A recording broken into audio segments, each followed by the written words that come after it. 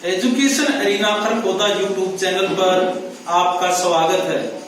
आज का हमारा विषय है 1857 की क्रांति के परिणाम।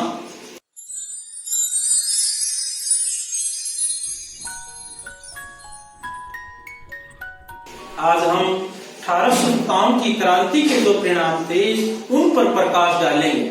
सबसे पहले कंपनी के शासन का अंत।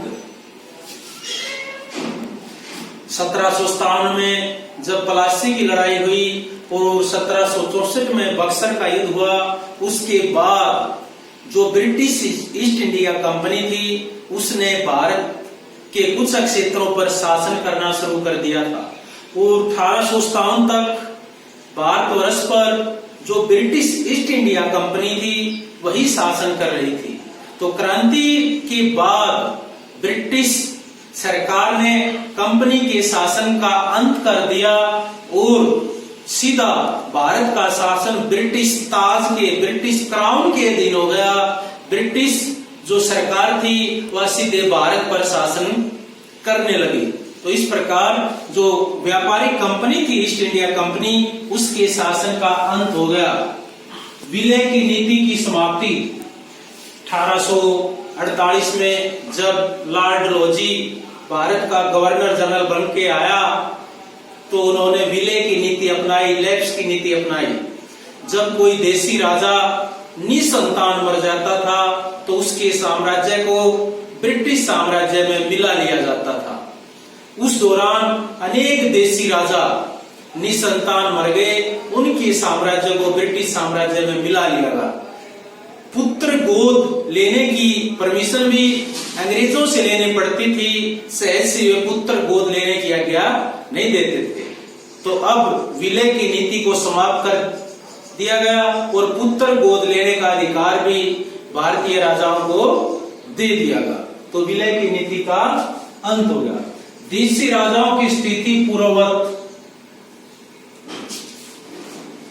बहुत से देशी राजाओं ने विद्रोह के अंदर, क्रांति के अंदर अंग्रेजों का साथ दिया, तो देशी राजाओं की स्थिति पहले जैसी रही और देशी राजाओं के राज्य को हड़पने की नीति अंग्रेजों ने अब त्याग दी।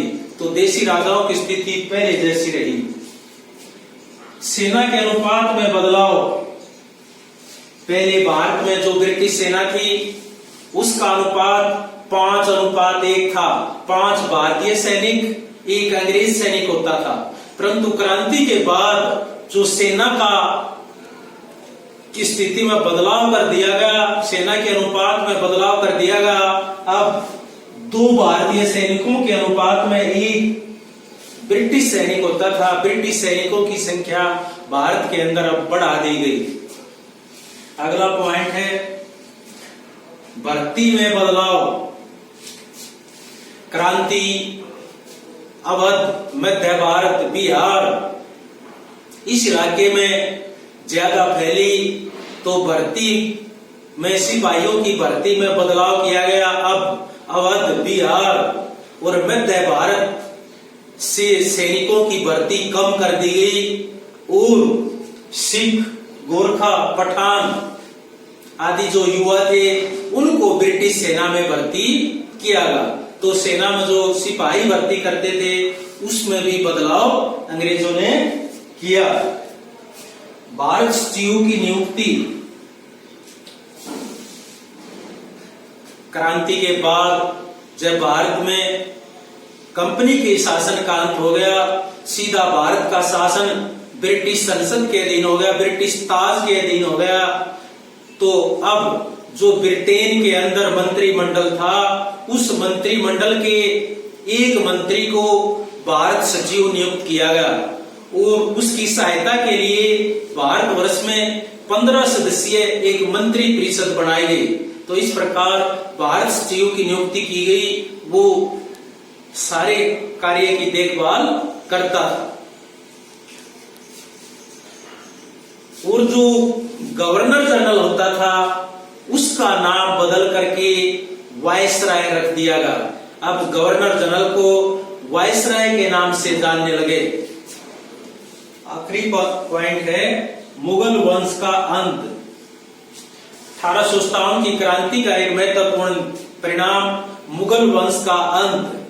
1526 में पानीपत की जो तीसरी लड़ाई हुई थी, तब बाबर ने भारत में पानीपत की तीसरी लड़ाई जीतकर भारत में मुगल वंश की नींव रखी थी। तो 350 वर्षों तक लगभग मुगल वंश भारत में रहा। जो अंतिम मुगल सम्राट था बहादुर शाह जफर, क्रांति के अंदर उसको बंदी बना लिया गया।